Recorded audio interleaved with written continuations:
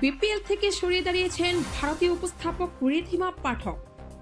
2026 Bangladesh premier league BPL থেকে ভারতীয় উপস্থাপক ঋদ্ধিমা পাঠককে বাদ দেওয়া হয়েছে এমন খবর সম্প্রতি বিভিন্ন মাধ্যমে ছড়িয়ে পড়ে।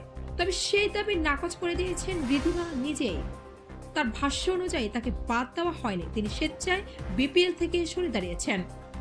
বিষয়টি নিয়ে বিভ্রান্তি ছড়ানোর পর আজ নিজের অফিসিয়াল ইনস্টাগ্রাম অ্যাকাউন্টে একটি পোস্ট দিয়ে অবস্থান পরিষ্কার করেন ভারতীয় এই উপস্থাপক। পোস্টে তিনি লেখেন, গত কয়েক ঘন্টায় এমন খবর প্রকাশ হয়েছে যে তাকে বিপিএল থেকে বাদ দেওয়া হয়েছে, যা সত্য নয়। তিনি স্বেচ্ছায় সরে দাঁড়িয়েছেন বলেও জানান। পাশাপাশি যারা এই সময়ে তার পাশে ছিলেন তাদের প্রতি কৃতজ্ঞতা প্রকাশ করেন ঋদ্ধিমা। ঋদ্ধিমা আরো বলেন, ক্রিকেটের স্বার্থে সত্যতা জানা জরুরি, তবে এ বিষয়ে তিনি আরো কোনো মন্তব্য করতে চান না। উল্লেখ্য, ঋদ্ধিমাকে বিপিএল থেকে বাদ দেওয়ার খবর এমন এক সময় সামনে আসে যখন বাংলাদেশ ক্রিকেট বোর্ড বিসিবি ও ভারতীয় ক্রিকেট বোর্ডের বিসিসিআই এর মধ্যে টানাপোড়েন চলছে।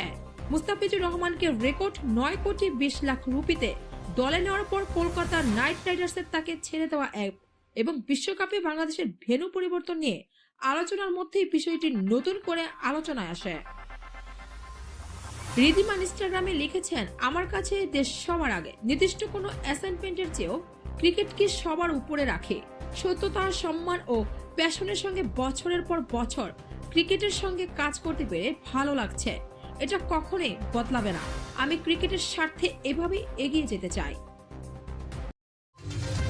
দৈনিক অনুসন্ধান, দুরন্ত গতিতে অফুরন্ত সাহসে আমরা।